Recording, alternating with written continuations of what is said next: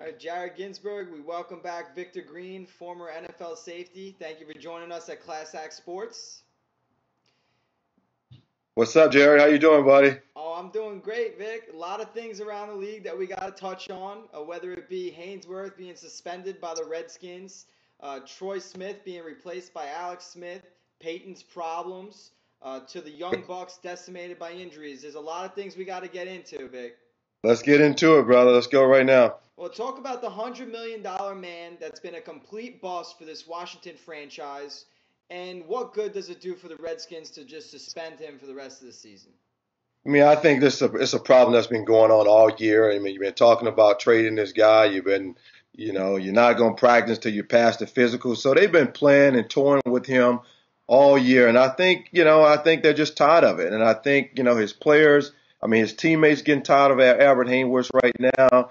He's been a distraction, and I think that's the biggest thing that the coach is seeing, and that's why the suspension has occurred, because he's a distraction to the football team. It's no more is about his talent. We know this guy is talented. We know he can play when he's out there, and he want to put his mind to it. But you can't be a distraction. You can't be a cancer to your football team, or you're just going to lose everybody. And I think they got tired of it, and that's why he's out right now. But the good thing about him, he got to get paid. They still got to pay him, so he'll sit home and collect this dough and swim in it if he want to. Right, and quite frankly, I'm pretty sure you feel the same way. I'm tired of it too.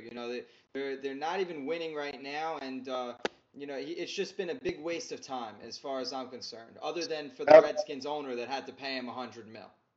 Absolutely, enough is enough. It's time to move on. Like I say, he's more of a distraction than anything.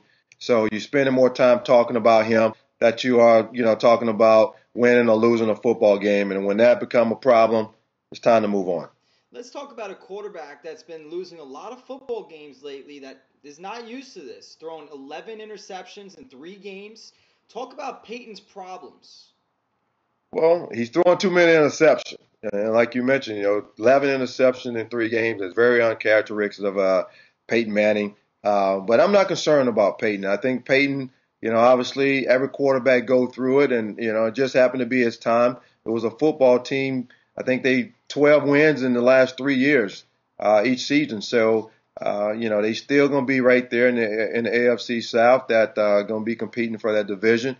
I'm not too much concerned about him. They still putting up points, even with all the interceptions he's thrown. So you just got to, Peyton he's a smart quarterback, and that's a team that won a lot of games. They're a veteran football team. They know how to win. Peyton will get it back, and they're going to win some games here. And I think they still can make it to the playoffs. Well, do you think it's almost Manning forcing the issue because they really don't have a running game? I think they're doing what they're doing. They always Peyton. He audibles until the situation he see best. But he gonna pass the ball. That's what he does. He got a lot of good weapons. They got Dallas Clark coming back, and he's gonna continue to run the ball. But he's gonna sling it. When you throw it as much as they do, bad things are bound to happen. And I think it's catching up with him right now. Teams are kind of figuring it out, playing him a different way, and I think that's what you're seeing right now. Absolutely. I'm not sure if Clark's going to be healthy for the rest of the year, so they may have to be prepared to move on without him. But moving on to the other side of the league, the NFC West. Alex Smith is now the quarterback again. What is Singletary doing? Too many hands in too many pots. Troy Smith was finally starting to get some continuity in the offense, starting to get a vote of confidence for San Francisco fans as well as players. Now all of a sudden you switch to a guy you benched 8 times over in the biggest, most crucial game of the season for you. What's that about?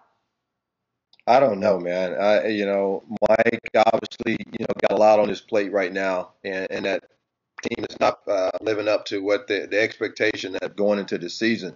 They got a lot of talent on the team. Like you said, Alex has been benched and, back on the field. And Troy actually played, won a couple of games for him. So, I think it's just the point where Alex is, I don't think they see him as the future, but, he is their starting quarterback. And obviously he went out with a little injury at the time, but maybe be healthy and Singletary feel like he gives them the best chance to win. So I can't answer that, but maybe we can get Mike on and maybe he can give us the answer to that. All right, well, moving on to the young Bucs, Tampa Bay Buccaneers, decimated by injuries. They lost their guard, they lost the starting safety. Corey Lynch filled in nicely with his first interception in his first career start. But now they lose Jeff Fain. They lose their best corner, arguably their best corner this year, Aqib Talib. To touch on how successful or what kind of success they've been able to have this season and why, and what they're going to do to rebound from this. Well, I think they just got to continue to play. That's the young football team that's playing hard every single game, but they just can't allow um, to lose games at the end like they did against Atlanta. You talk about the injuries.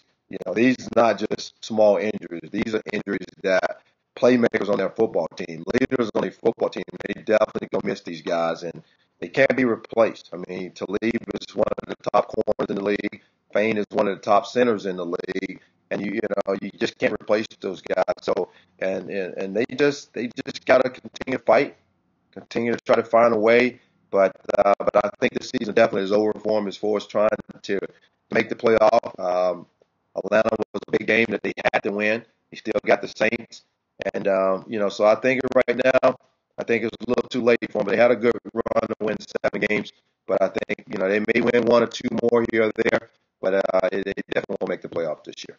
We were down in Tampa, you and I interviewing some of the players down there. We got Spurlock, Sammy Strotter, Corey Lynch, bunch of the young Bucks down there, and they really appear to have their heads on straight and really believing in the system.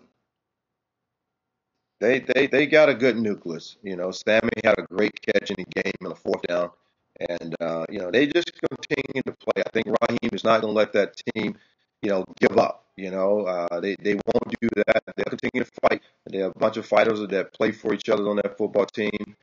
We had a great time interviewing a lot of the guys down there last week. But I just think it's just going to be too much for them to overcome with the injuries that they have right now on that football team to win many more games. And they're going to be in every game because they do have a lot of talent. But like I said, I don't think this year is going to be the year for them. All right, thanks a lot for your time and your thoughts, Vic. You're watching Class Act Sports. Tune in next time. And this is Victor, and you're watching Class Act Sports.